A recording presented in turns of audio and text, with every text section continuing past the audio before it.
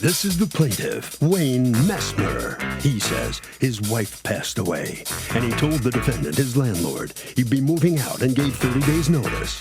When he asked for his security back, she told him she'd have to rent the place first. Then they would talk about his security. Huh?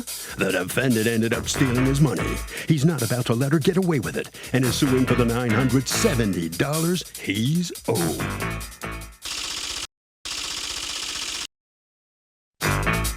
This is the defendant, Leah Basanji. She says the plaintiff was short on rent in September of 2018, and she deducted that from his security.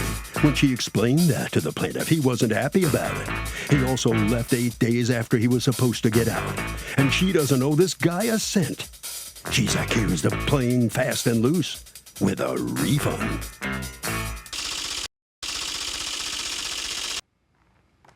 All parties, please raise your right hand. Welcome back to the People's Court. Next case on the docket. The plaintiff says that his landlord stole money from him and she refuses to return it. But the defendant says the guy was behind on rent, so she deducted the money from his security, which he has every right to do. It's the case of lots of insecurity here. Thank you, Douglas. You're welcome, ma'am. Okay, Mr. Messmer, you are suing because your former landlord did not return your security deposit. How long were you living there? Over 2 years. Okay, and I'm sorry, your wife passed away? Yes, she did. Sylvia, yes. Okay, I'm sorry for your loss. And so you decided you were going to move where? To move closer to my family and to where I finally buried Sylvia.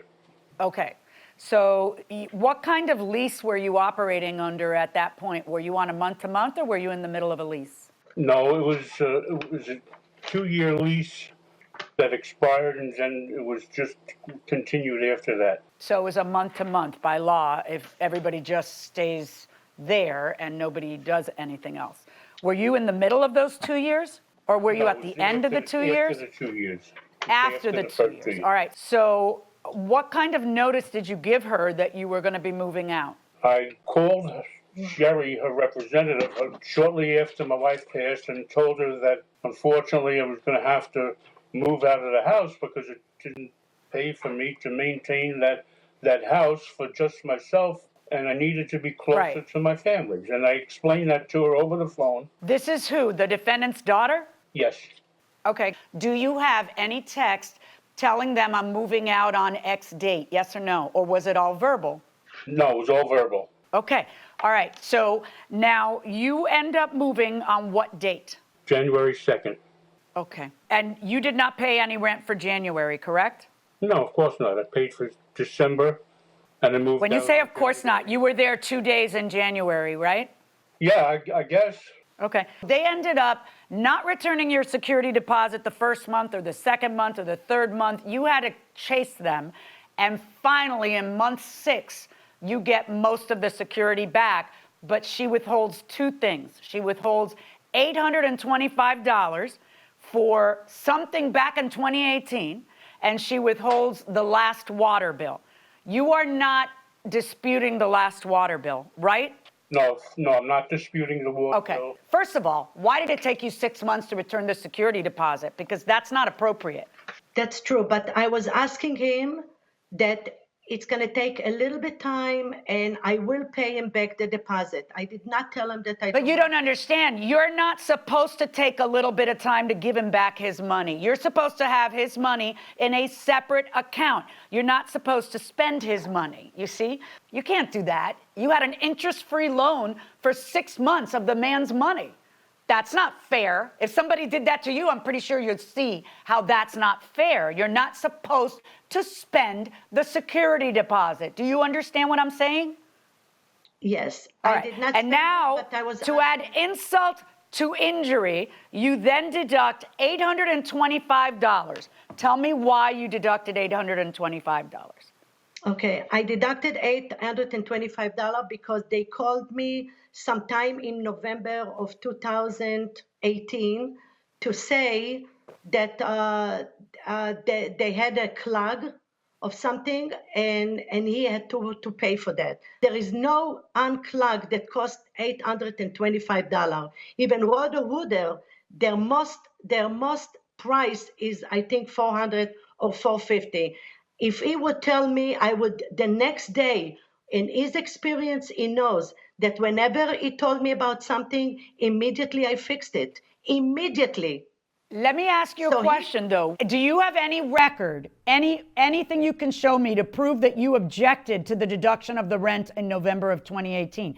Because his position, your position, sir, is that this was something that was that was cleared with the landlord back then. Correct. And Ms. Bazanji, I'm trying to figure out why there is absolutely no record of you saying to them, hey, you owe $825, pay me because I'm not approving this.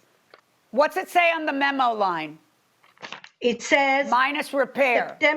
September 2018 rent 2,700 minus 825. That's what. Right. So Cynthia when you wrote. got the check, right. So when you got the check, you knew, you obviously knew by the amount and the memo line that there was an issue.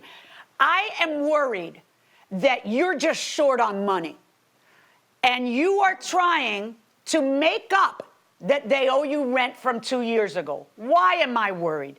I'm worried because I don't see any evidence of you objecting in 2018. None. I'm also worried because I see that instead of being a responsible landlord and putting the security deposit in an interest-bearing separate account, which is the law, what you did was spend it. And then you made him wait and beg and chase you for the money.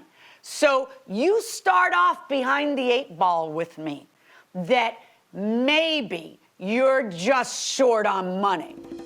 He's not some scammer who's constantly trying to nickel and dime you every time he writes a check. It is one time, and it never do you complain until 2.5 years later.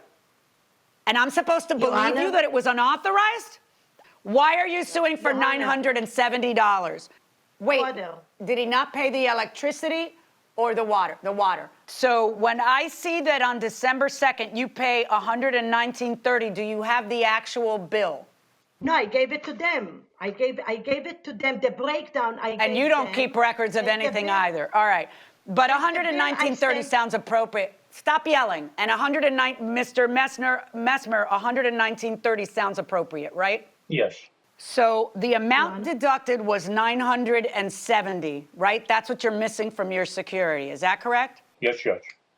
Okay. And if I subtract from that $970, $119.30, I come up with $850.70 that you are owed. I am ordering you to return his $850.70 plus prejudgment statutory interest on that $850.70 from the time that you were shortchanged, plus prejudgment statutory interest from the time that from 30 days past the time that you moved out. But I am going to deduct from that 2 days that you stayed there in January, because I understand that it's the 1st of January, but you also have, what's the proof you have it was 3? Because he told me on the phone, he said, he told Sherry, I'm going to move on the 3rd. Okay, do you have any evidence of that? Do you have any evidence of that? Okay. I'm ruling in favor of the plaintiff. I was not in the sure amount of about $850, stop. In the amount of $850.70, plus the prejudgment statutory interest I talked about, because you have no right to spend a tenant's security deposit and then say, I'm short for 6 months, minus whatever the prorated rent is for 2 days. Good luck to you, sir. Your Honor, can I say something? So the plaintiff prevails in the lawsuit. He gets about $120 less than what he was actually suing for, but he seemed okay about that. Ms. Basanji, I'd like to know, number one, you're the defendant. What did you want to say to the judge? You asked her if you could say something. Now's your chance.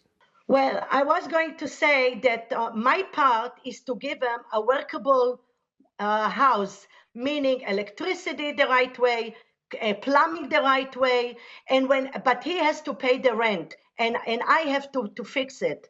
What he did, he took it upon himself, and he did it his way. So I don't think that was a fair judgment. That's it. Well, the judge ruled against you on that. Obviously, she thinks it was a fair thing. Let me ask you something. Were you running out of money? She thought you were making up stories because you're short on money. I swear, no. That was not the case. The opposite, when he called my husband, he threatened, he put somebody on the phone. I don't know who it was. And this guy threatened my husband and he said to him, I'm coming to your house right now to pick up the money. So he knew where I live. That's not the truth. I don't think that I was allowed to talk much in that courtroom. Okay, Ms. Basanji. Well, that's it. Sorry you lost the case. Let's talk to Mr. Mesmer now. He's the plaintiff. Sir, how do you feel about the outcome? I would assume you feel okay. Am I right? Yes, I'm satisfied. But, it's a horrible thing to have to go through this, with something that really is so unnecessary. Yeah, at this particular time, I certainly understand. Well, listen, I'm sorry about that. I'm sorry for your loss, but congratulations. At least you did win the lawsuit. Okay? Thank you. All right, let's see how the judges feel about this now. It's time for another session of After the Verdict. Here they are. So the plaintiff in this case, Mr. Mesmer, and his wife, Sylvia, may she rest in peace, they seem like dream tenants, didn't they? I mean, they pay on time, they're not complainers, but certainly in this case, you were confronted with evidence where there was a check back in 2018, and on the memo line of that check, it was clear they were deducting. It said minus $825, and then the silence roars from the For landlord. 2.5 years. Right? Not a peep from the landlord objecting. And she said, well, I objected. Okay, well then where are you evicting them for non-payment of rent? Where are you sending them an email saying, or a letter saying, you still owe me rent from that month? She does nothing, which... Incredible. I mean, sometimes silence demonstrates acquiescence or agreement, and in this case, over the course of a couple of years, that's a pretty loud signal to you as a judge. That's a concept in the law that you can glean from their silence in the face of the statement that they're acquiescing. It's almost an adoptive admission that, oh yeah, okay, $825 off. Because you would expect there to be some action in 2.5 years, and there isn't. And then when you add to that the fact that 6 months to return a security deposit. That's ridiculous. And as you pointed out in the case, that's an interest-free loan of $5,000. That would cost you a fair chunk of money. That's from right, a and bank it's or a gonna. lender. So he's actually going to make more than the $970 he sued for with all the interest that she owes him. So Kristen wants to know this. Hey, Harvey, I share a driveway with my neighbor and I'm always getting blocked in. Would I be within my rights if I had his car towed? Wouldn't do that unless it's really extreme. If you have an agreement with this person, you should put a sign up saying that any car parked illegally can be towed, even if it's a property owner, because without that sign, it's really dicey. So I would put a sign up and then tell the neighbor, hey, as long as you don't block me in, everything's hunky-dory. That will do it for this case. Litigants for the next case inside the courtroom right now.